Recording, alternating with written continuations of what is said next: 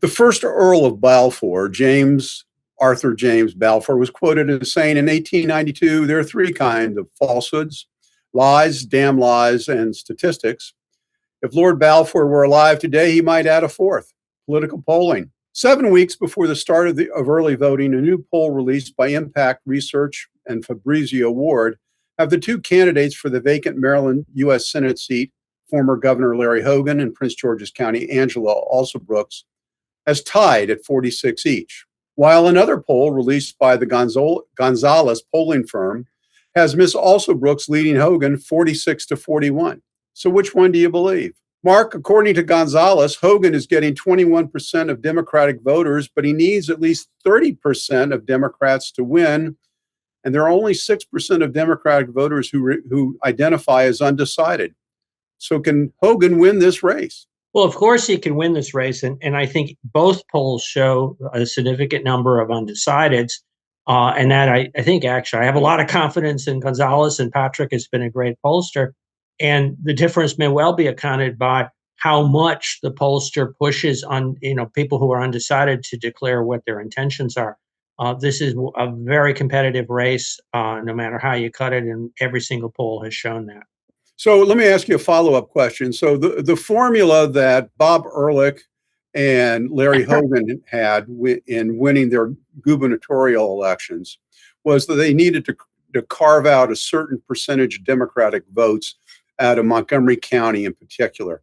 Is Hogan able to do the same? I think so. I mean, on the face of looking at how competitive the race is, I think clearly the opportunity was there.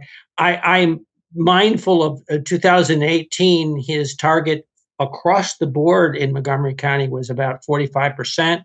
We came to that level, although about 10 days before the election, I saw him and he said, "Are we going to carry Montgomery County?" And I had to say, no, that probably is not going to happen.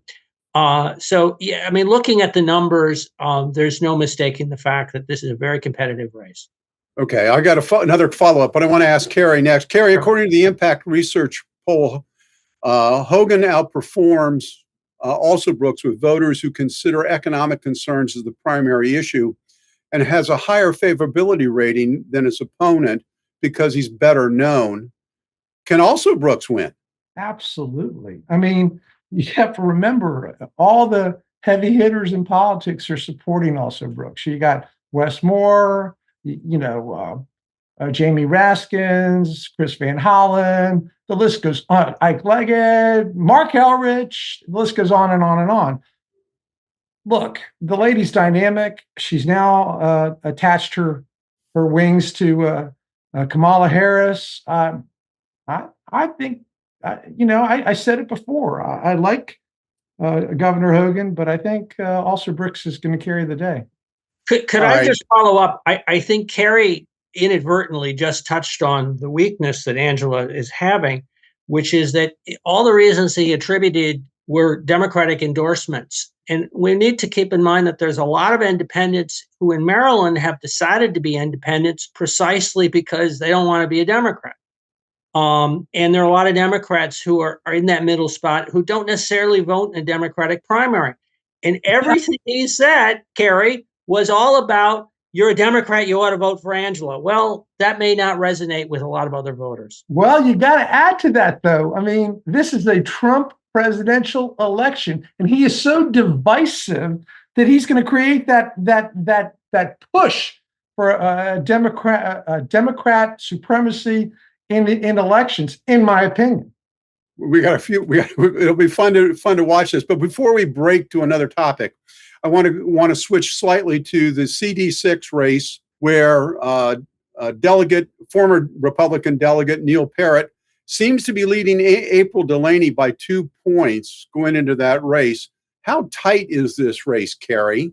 It's tighter than I thought it would be because the Delaney's with the long history of holding public office, but I should have taken into account Western Maryland. I mean, it's a heavy a Republican stronghold, and it's coming down to Frederick County. And Frederick, I don't know. Well, I mean, are there enough votes though in Western Maryland, Mark, to assure Parrott the victory?